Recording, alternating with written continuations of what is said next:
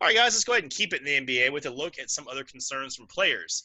Since the restart announcement, players have voiced concerns about the restart, ranging from the coronavirus to social justice concerns. Over the last few weeks, the NBA has tried to quell those concerns, but this week, a few players have noted that the rules in place for the bubble may not be followed. Blazers superstar Damian Lillard said Wednesday that he was skeptical that all protocols and rules would be followed. Spurs star DeMar DeRozan added that the NBA rules handbook was, quote, frustrating and overwhelming, seemingly filled with strange and bizarre rules. So, Jay, are these concerns legitimate, or do these players just need to relax a little? You know, I don't want to. I don't want to just dismiss these dudes just all willy nilly.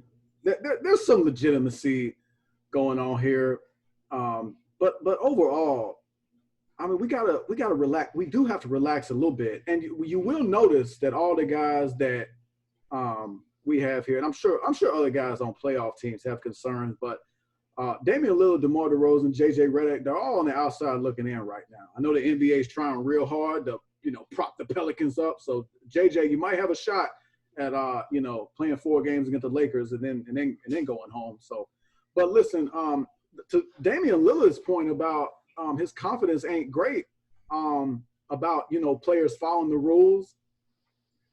Don't you? If you're another NBA player, I would. I know we live in an offense based culture right now. I would take some offense to that. But Dame, you don't think I'm capable as a grown man and a professional of following the rules? I mean, that's just a man to man thing, and I get what he's saying because, I mean, it seems like, and you go to DeMar DeRozan's points about that you came and played doubles ping pong, which is it's kind of strange, but. It's just some of the things I understand are kind of it seems like a bit much, but you got to think, and I've said this time and time again, the NBA has put all these plans in place and implemented such mitigation techniques. They're trying to do all of this. They're trying to conclude this NBA season in the safest way possible so we can end the season right and have an NBA champion. Asterisk or no asterisk. They want to have a season. They want somebody to win this championship. And with that in mind, yeah, they're gonna some of these. I'm sure some of the rules, like the ping pong thing, that probably seem like a bit much. But again, you got to have the big picture in mind. They're trying to take every precaution as possible to make sure they don't have an outbreak. Because we've said this on many occasions. We don't know what the number is or what the line is that the NBA will say. All right, we got to cut this off. We got too many cases. Now we got this whole team over here. We thought they was going to be in the NBA Finals, and now they're all sick. So we got to shut it down now. But to me, Damian Lillard is a leader in this league. I look at him as a leader. And when I see a guy like that come out and say something like this, if I'm another player, doesn't it in some way like give me de-incentivize me to follow the rules? I got one of the best players in the NBA talking about, yeah, these guys ain't going to follow the rules. Well, I mean, Damian Lillard don't think we're going to follow the rules. I'd hate to disappoint him. Let me go ahead and mess around and not follow the protocols. But then again, what Damian Lillard said, what I liked about his further comments was he actually broke down, look, I'm either going to be doing something basketball related. I'm either going to be playing, practicing in the weight room, doing an activity like that, or I'm going to be in my room chilling with my PlayStation 4, with my, whatever I'm doing with, I don't know if he's going to be writing records, writing some rap lyrics. I don't know what I'm going to be doing. He's going to be reading. But he said, hey, I'm either going to be in my room or I'm going to be doing something hooping related. So with that in mind, if Damian Lillard can do that with all the money and all the fame and influence he has, why can't any other player? So it's kind of a good and bad. I understand what he's saying, but then he lays out the plan he has. Every other NBA player can do that. It just takes a little bit of discipline. Now, DeMar DeRozan, I get what he's saying. This is just natural frustration, again, to some of the things you're looking at. And again, it goes back to the big picture of what the NBA as a league is trying to do versus an individual NBA player, how they kind of see it. Those guys probably don't see the whole picture of what's going on. So I understand where DeRozan's coming from, but I would advise him to maybe think about the big picture of things and what the league is trying to do. And JJ Redick, I believe he said he never wavered the entire time about the NBA having a season. He said, I'm going to play regardless. But then you want to bring up all these extra issues, social justice. I got it. I got what's I'm in tune of what's going on in the country right now. But again, and it goes back to all these guys that have issues with the NBA restart plan. I would tell you this: number one, these 3 players, you won't be around there that long. And if that 1 or 2 weeks that you're going to be there, if that's too long, you do have the option of not playing. Avery Bradley ain't playing.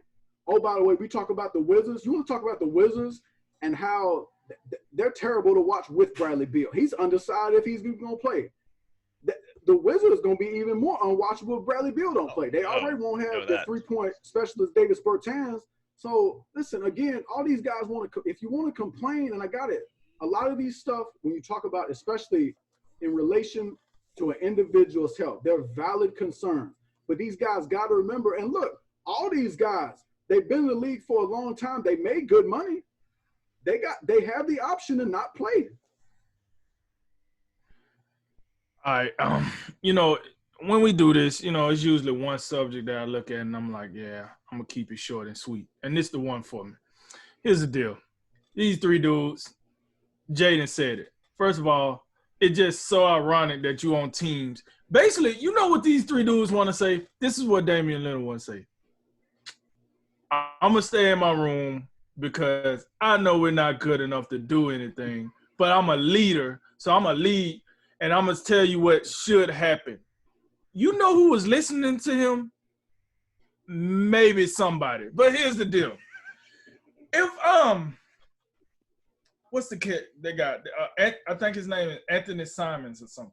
If I'm Anthony Simons, 19-year-old, making me a couple of million, probably been to Disney World before, and I'm thinking to myself, man, I just been stuck in the house for 4 months. Now they want me to come to Orlando or be stuck in a room for additional however long, because it won't be long, but whatever the minimal time is, right? Yep. And he's like, yes, Damien, that might be good for you. You like almost 30. Dude, I'm not even 22 yet. I don't want to be stuck in a room. I want to go out here and have some fun. I want to enjoy my time. Why I got to be stuck to this? Well, you got to be stuck to this because that's what the NBA say. Well, the NBA don't own me. You know what? I don't know if I want to go. I don't know if I want to go now. Well, if you don't want to go, that's up to you. My whole point of that is I think a problem that they're going to run into a lot with this is you got guys out here that's young and making money, and this virus just don't hit them the same. Like, the importance of this virus don't hit everybody the same. That's just the bottom line. To be honest with you, people don't worry about this virus until it hits somebody they know or hit them personally. That's just what it is, to be perfectly honest with you. Like, maybe somebody close to Damian Lillard got hit with it, so he like, hey, I'm staying in the – you ain't got to tell me nothing else. I'm staying in the room. Like, I'm going to go ball, stay in the room. But there's players that's probably haven't been around anyone that's been affected by coronavirus. What's the big deal? What's the big deal? So why do I got to be stuck in the room? The Jazz are going to take this seriously, right? Jazz definitely probably be the most serious team of them all outside of Brooklyn. You know what I'm saying? But you're right. Like Rudy Gobert, oh yeah, hazmat suit, buddy. You ain't you know what I'm saying? We Mitchell's have them up in like Spider-Man webs in their room, like locked up. They can't even move in their little cocoons. Like, nope. Going nowhere. Oh, you know their room's gonna be on opposite ends of the hotel. But and then you got DeRozan talking about mental health. You damn right he talking about mental health. And I don't think it's the mental health that we think he's talking about. We know DeRozan had a history of, coming out on record talking about mental health. He mentally wondering why the hell he even in Orlando. That's the problem. That's the mental health part right there. Why the hell did they drag me down here? Like, we ain't beating nobody no time soon. Why am I here? Why? I should be at home enjoying my summer because we ain't winning nothing. That's what he worried about. And for JJ Redick was like, hey, I was cool at the crib. I mean, what are we doing here? I was cool, man. I was cool. Social injustice. I'm going to hide behind social injustice. Really what JJ Redick is saying is, I don't want to be here, but, let me find something that's reasonable. Hey, this is a crazy time in the world right now. We don't need to be doing this. My back hurt. I ain't trying to do this. We ain't going to be beating nobody. Zion get all the praise anyway. So listen, I'm trying to be at the house. You know, this is what I'm hearing from these three guys. I'm sorry, but this is what I'm hearing. I'm hearing why in the hell why are they dragging us to Orlando, knowing damn well we probably gonna get swept, maybe get 5 games at maximum. Why are we here? Why are we here? That's what these dudes are saying in 3 different ways, I might add. But this is what they're saying, right? This is nonsense. This shouldn't be a thing. I don't see, let's see, Memphis Grizzlies. I don't see nobody from the Memphis Grizzlies out here. Hey, I got a problem over here, Jim. I ain't trying to lead the room. You know why? Because they actually got a chance to do something. That's it. These dudes want to know why in the hell the NBA done dragged them down here, knowing they sorry. They just sorry. They got a better chance being in the bracket in the next segment we're gonna talk about. That's where they got a better chance at. Not in Orlando talking about making the playoffs and you know winning the trophy. Ain't none of these teams winning no trophy. Like who? Winning what trophy? What, we playing darts? Because you ain't winning in basketball. That's for sure. So let's go and knock it off. You know, let's take these teams, send them back, start a bowling tournament, and then we'll go from there. But they ain't winning nothing of any significance in the game of basketball. And that's why they upset. That's the message I got from these 3 players. I think by the NBA rule book, ping pong darts are all prohibited, so they won't be winning those either. That's kind of the problem. I think Damian Lillard at least has a bit of his argument holds some water because you're right. You got 2 different groups. You got guys that are 19, 20 years old that are making millions of dollars. They're like, this ain't going to bother me. Why do I care? They want to go out and do stuff. And then you have multimillionaires that are these superstars that have not been told no since they were 13 years old.